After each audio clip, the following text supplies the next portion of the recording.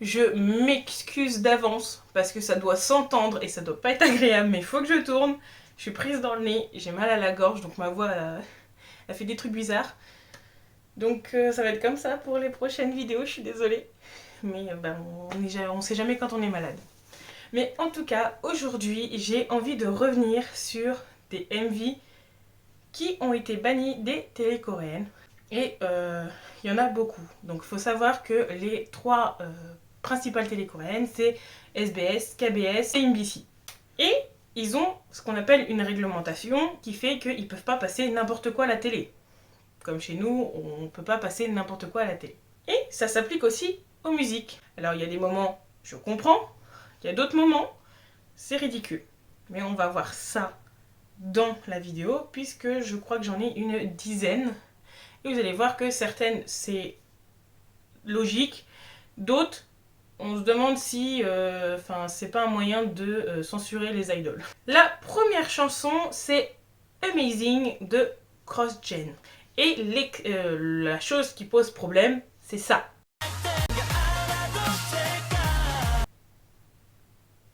Oui, c'est ce fameux mouvement de hanche qui, pour la télé, est trop explicite. Et il faut savoir qu'elle n'a pas été interdite de une chaîne de télé, mais bien des trois, donc de SBS, MBS et KBS.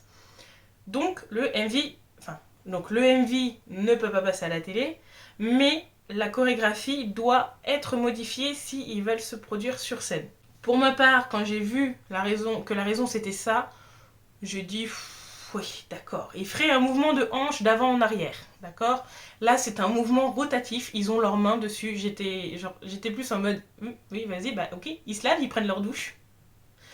C'est un peu ridicule comme raison parce que, c'est subjectif, oui et non. Enfin, c'est surtout le fait qu'il y a des mouvements de hanche trop importants.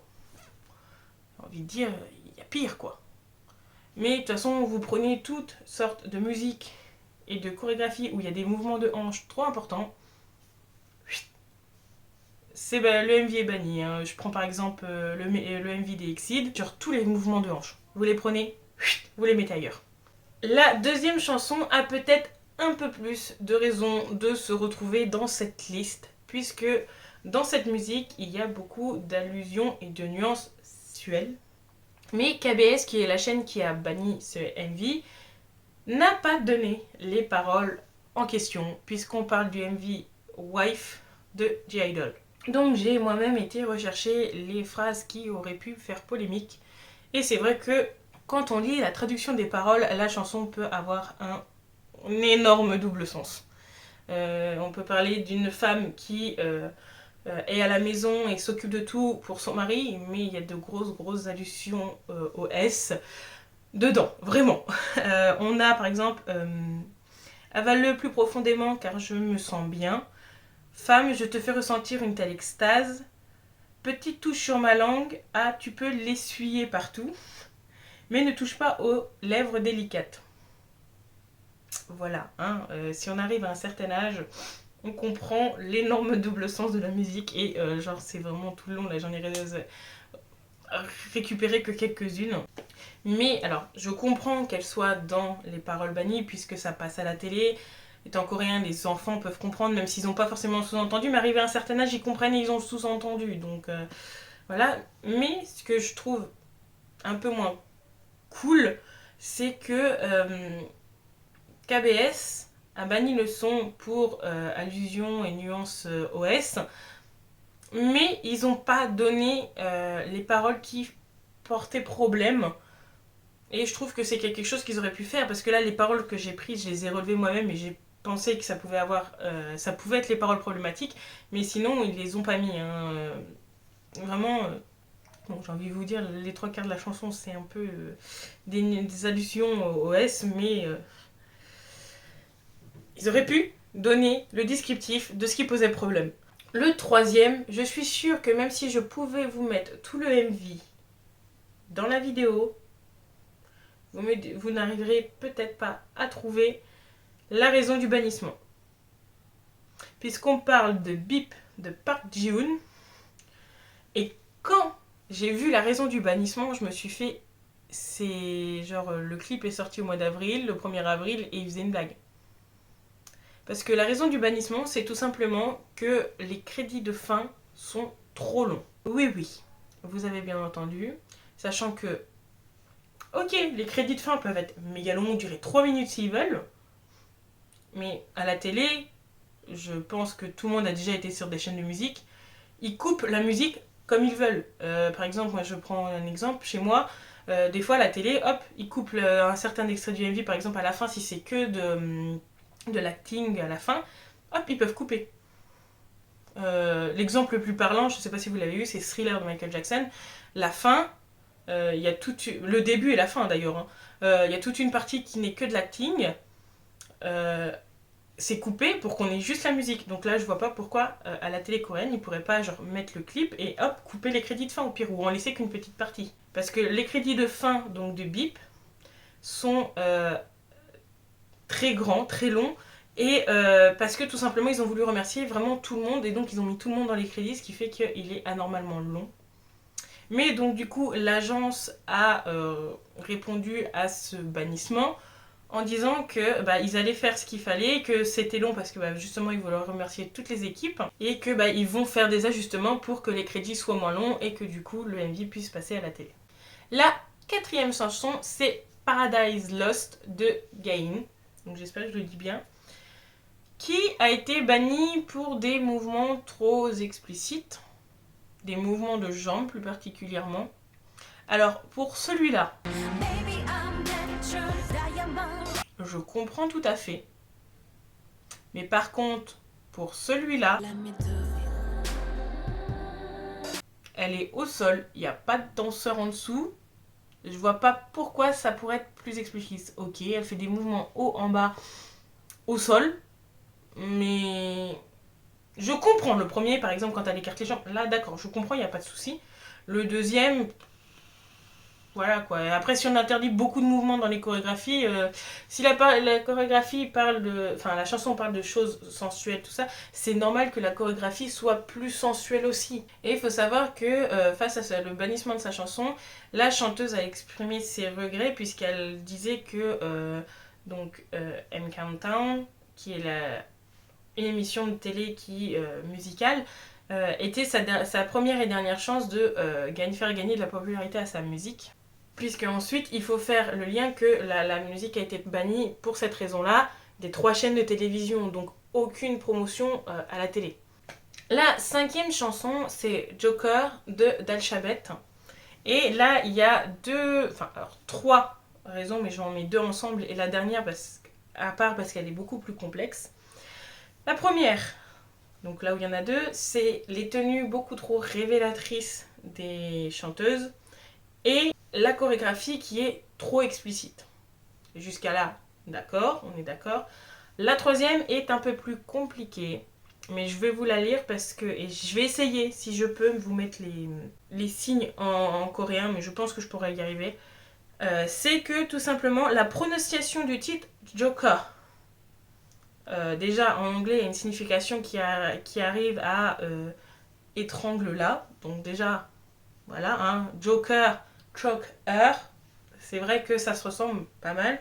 Donc déjà, il y a un problème pour les Coréens avec la prononciation en anglais, mais ça a aussi une signification avec la prononciation coréenne. Puisque en coréen, Joker s'écrit comme ça. J'espère sincèrement que je vais y arriver à le mettre. Et on prononce Jokun. Cette phrase ressemble beaucoup à un gros mot en coréen, surtout lorsque l'accent est mis sur le mot Jo. Comme le font, et c'est justement ce que font les filles dans leurs chansons. Et le mot Jot, qui est écrit comme ça, semble déjà similaire au mot Joho, Jo, et a un vocabulaire plus grossier qui fait référence à la partie intime présente chez les hommes. Et le mot Ku signifie grand. Donc si on met tout ensemble, on a le droit à une grande partie intime masculine. Chokun, ça fait référence à la partie masculine de l'homme qui est grande. Je pense que j'ai pas besoin de vous faire de dessin. Donc là je comprends que les chaînes de télé est bannie puisque là c'est même plus une allusion, c'est clairement mis dans les paroles. La 6e chanson, je l'ai écoutée un long moment, c'est Going Crazy de Song Ji-hoon. Et la raison, alors, pour la télé c'est justifié, pour moi c'est un peu ridicule. Puisque le MV a été banni pour raison de incitation au crime et donc kidnapping et meurtre.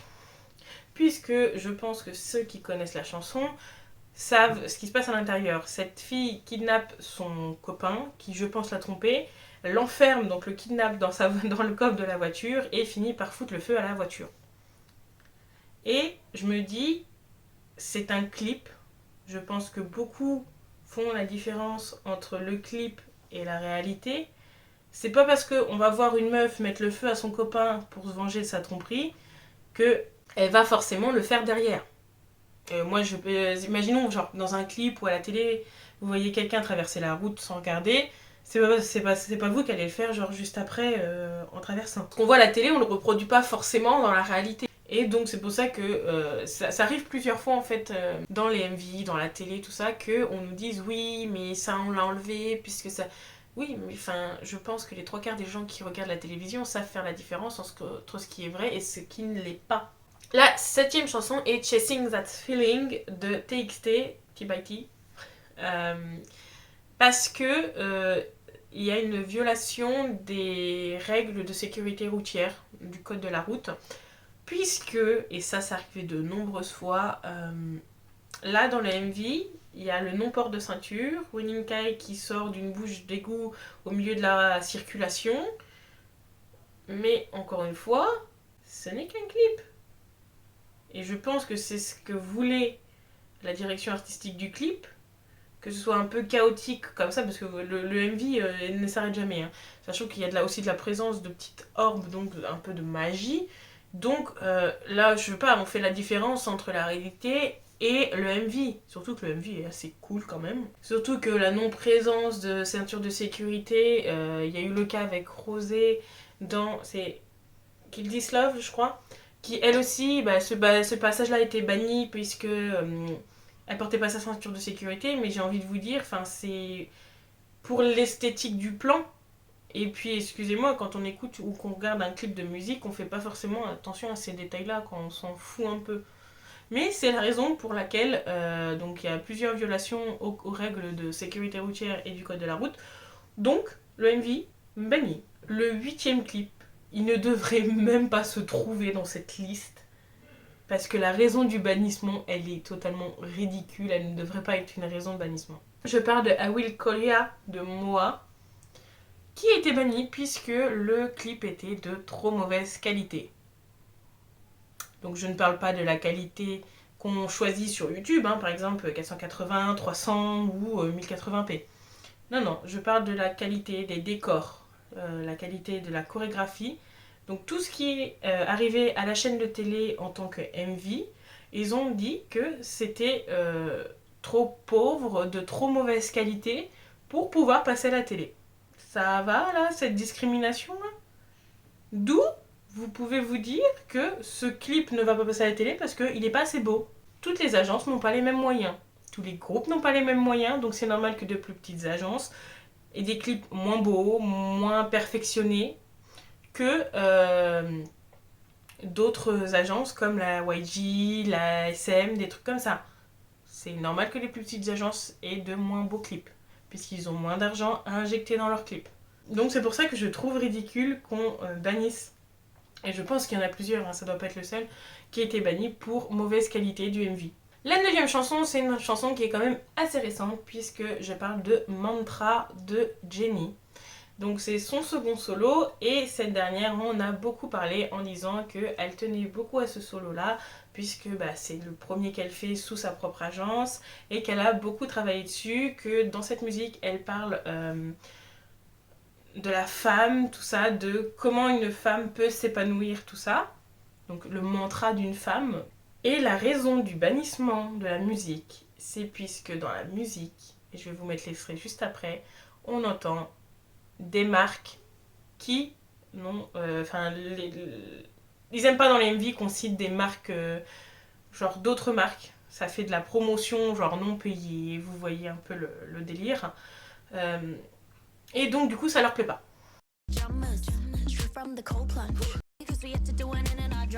Donc, le MV, moi je trouve que c'est dur de bannir une musique puisqu'il y a un nom de marque dedans. Sachant que là en plus c'est une marque je crois de fast food et une autre je sais plus, mais les idoles en parlant de ces marques là elles ne gagnent rien puisque on voit bien dans les MV que il n'y a pas le sigle je sais plus comment ils marquent ça, mais quand on a un partenariat, ça vous est indiqué en haut que la personne qui diffuse la vidéo a gagné quelque chose en parlant de ça. Par exemple, un youtubeur qui fait un partenariat avec NordVPN, RhinoShield, tout ça, c'est marqué en haut maintenant, il faut cocher la petite case d'un partenariat rémunéré, voilà. Et vous êtes au courant. Là, Jenny, ce n'est pas marqué, et je pense que c'est pareil pour les MV, hein, on doit cocher cette case ou non. Elle n'est pas cochée cette case, donc dans la logique des choses, Jenny ne gagne rien à parler de ces marques-là. Sachant que je crois que dans les MV en plus, elles n'apparaissent pas, elles en parlent juste dans les paroles. Elle ne gagne rien à parler de ces marques-là, c'est plutôt les marques du coup qui gagnent à se faire entendre dans la musique. Surtout que on est d'accord que c'est pas parce qu'on va entendre une marque dans une chanson de nos idoles qu'on va forcément aller acheter quelque chose. Par exemple, imaginons on prend, allez, je sais pas, une membre des Mamamoo qui va parler de, par exemple, de Dior ou de Cartier. C'est pas parce que j'ai entendu, genre par exemple Wassa parler de Dior que je vais aller m'acheter un collier ou un sac Dior. On est assez terre à terre pour se dire que bah, déjà on peut pas, que c'est pas parce que quelqu'un parle qu'il faut l'acheter. Comme j'ai envie de dire l'expression, faut pas être un mouton.